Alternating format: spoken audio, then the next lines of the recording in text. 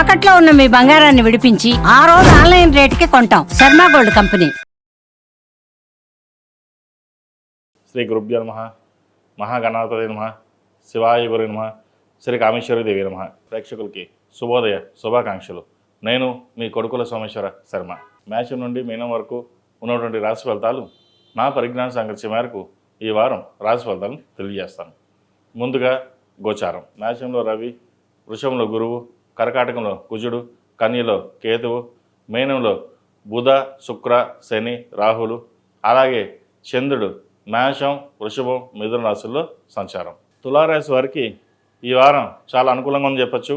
ఒక రకంగా చెప్పాలంటే మంచి శుభ సమయం అని చెప్పచ్చు. శుభకార్యాలు ఘనంగా నిర్వహిస్తారు. ఎప్పటి నుంచో పెండింగ్లో ఉన్న ఇబ్బందులు ఏవైతే ఉన్నాయో, ప్రమోషన్స్ కావచ్చు, ఫైనాన్స్ పరంగా కావచ్చు, లేదా ఆగిపోయిన కన్స్ట్రక్షన్ కావచ్చు, ఈ వారం వీరికి చాలా బాగుంటుంది.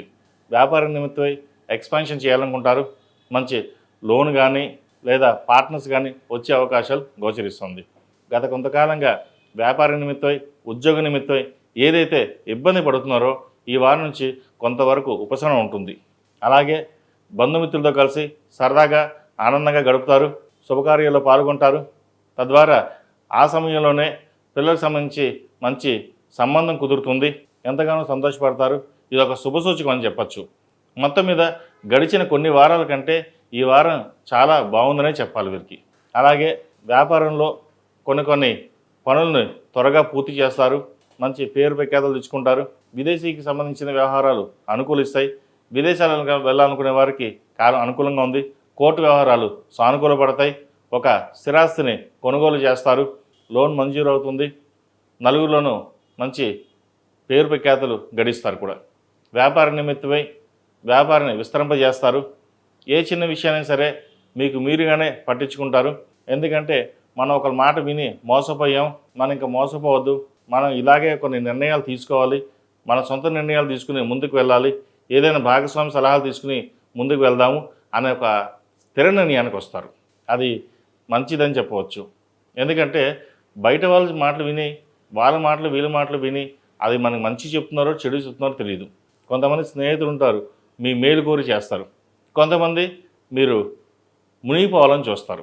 మంచి స్నేహితులు ఎవరో చెడు స్నేహితులు ఎవరో అది మీకు గ్రహించలేదు. ఎందుకంటే అందరూ మన వాళ్ళే, అరే అందరికీ మనం సహాయం చేస్తున్నాం, రేపు పొద్దున మనకు ఆదుకుంటారు అని మీకు ఉండదు.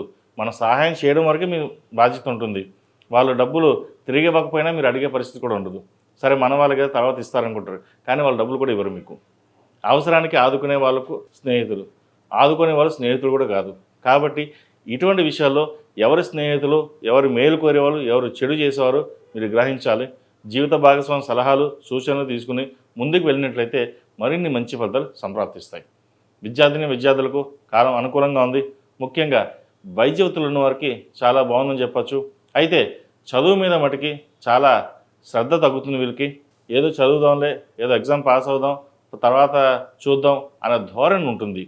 అలాగే తల్లిదండ్రుల మీద కంటే వీరికి స్నేహితులు ఎక్కువ ఉంటారు.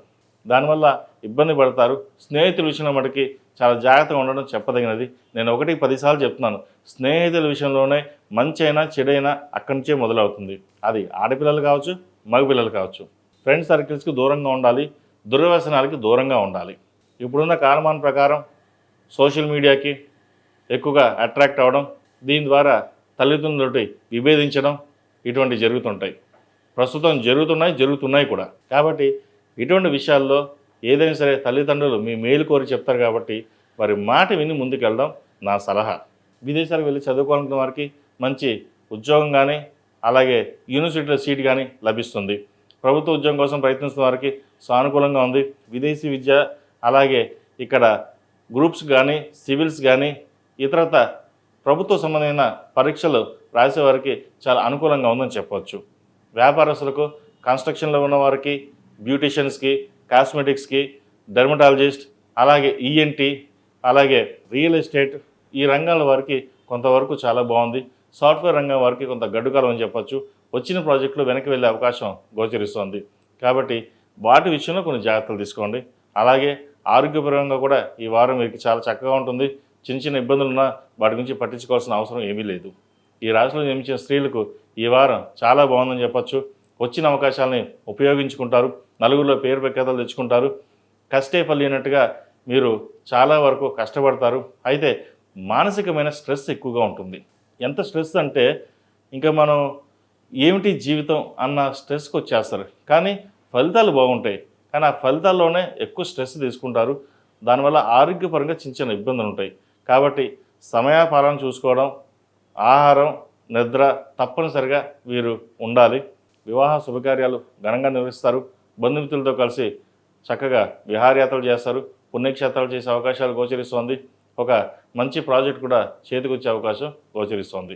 ఈ రాశివారు ప్రతిరోజు ప్రతినిత్యం లక్ష్మీ అష్టోత్తరం పఠించినట్లయితే మంచి ఫలితాలు ఉంటాయి. అయితే రోజు విష్ణు అష్టోత్తరం, లక్ష్మీ అష్టోత్తరం ఈ రెండు పఠించండి. దాని ద్వారా లక్ష్మీదేవి కటాక్షం ఉంటుంది. కుబేర కుంకుమతో వీరు పూజించినట్లయితే మరిన్ని మంచి ఫలితాలు ఉంటాయి. ఈ రాశిలో జన్మించిన వారికి కలిసి వచ్చే సంఖ్య 8, కలిసి వచ్చే రంగు లెమన్ ఎల్లో. ఏదైనా పని మీద బయటకు వెళ్ళేటప్పుడు మంగళవారం కానీ శుక్రవారం కానీ వెళ్ళండి, మంచి ఫలితాలు సంప్రాప్తిస్తాయి.